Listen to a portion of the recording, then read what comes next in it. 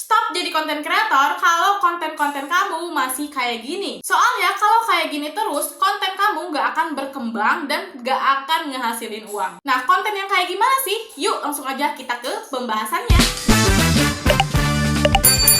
Yang pertama adalah konten yang fokus kepada kuantitas atau jumlah produksi konten daripada kualitas konten. Banyak yang berpikir dan juga menyarankan bahwa uploadlah sing banyak, uploadlah sebanyak-banyaknya. karena itu bisa menaikkan jam tayang, like, dan jangkauan.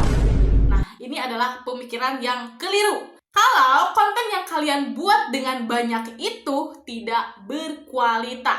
Konten yang jumlahnya banyak, konsisten, belum tentu akan berkembang. Kenapa? Karena kalau konten-kontennya tidak menarik, tidak nge-trigger perasaan emosi, itu ya gitu-gitu aja. Kita cuma dapat capeknya doang. Tapi kalau kalian mikirin kuantitas sekaligus kualitas, itu bagus, gak apa-apa. Terus lagi, kreator yang terlalu banyak ngupload setiap harinya, ini tuh bisa kedeteksi spam. Satu, oleh sistem. Yang kedua, oleh penonton.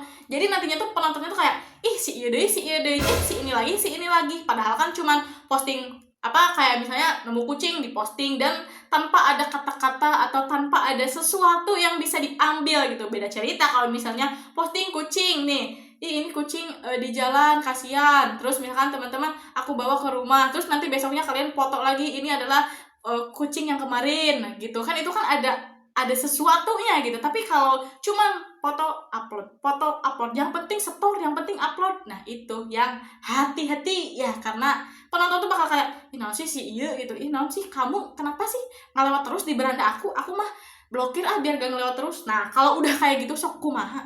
Jadi teman-teman harus tetap perhatiin kualitas konten ya.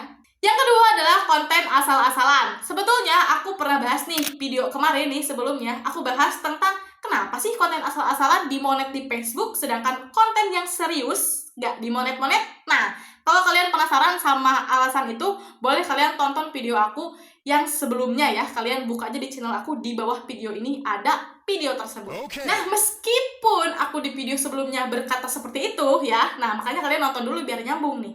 Tapi konten asal-asalan ini kalau viral itu cuman bisa sekali atau 2 kali doang guys, gak bisa terus-terusan gitu. Sedangkan kita uang gitu, butuh duit itu terus-terusan. Kan kita jadi konten kreator itu tujuannya mungkin ya, kalau kalian relate sama aku nih, ujung-ujungnya kan duit ya. Nah, kalau kita ingin mencari uang dengan jangka waktu yang panjang, itu nggak bisa guys kalau cuman konten asal-asalan. Meskipun konten asal-asalan sekali atau 2 kali akan viral dan kita akan menghasilkan, tapi ya gitu, kita nggak bisa ngarepin buat jangka waktu yang panjang.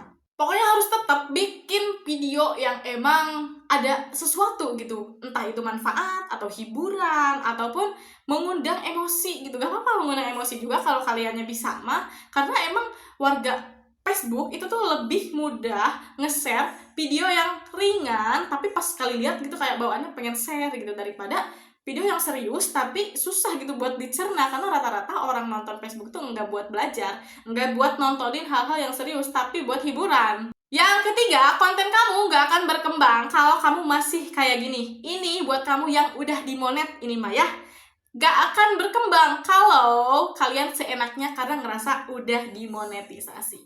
Hei para teman-temanku, meskipun udah dimonetisasi, tetap harus evaluasi konten dari hari ke hari. Kenapa? Karena Facebook itu setiap harinya dia melakukan riset ataupun uji coba dan akan mengevaluasi setiap akun konten kreator. Kalau dinilai nih, orang udah dimonet nih, tapi dinilainya dia itu melanggar atau tidak sesuai pedoman, nah itu bakal didismonet. Dan udah banyak banget orang-orang yang sekarang di Facebook Pro itu monetisasinya dicabut alias didismonet.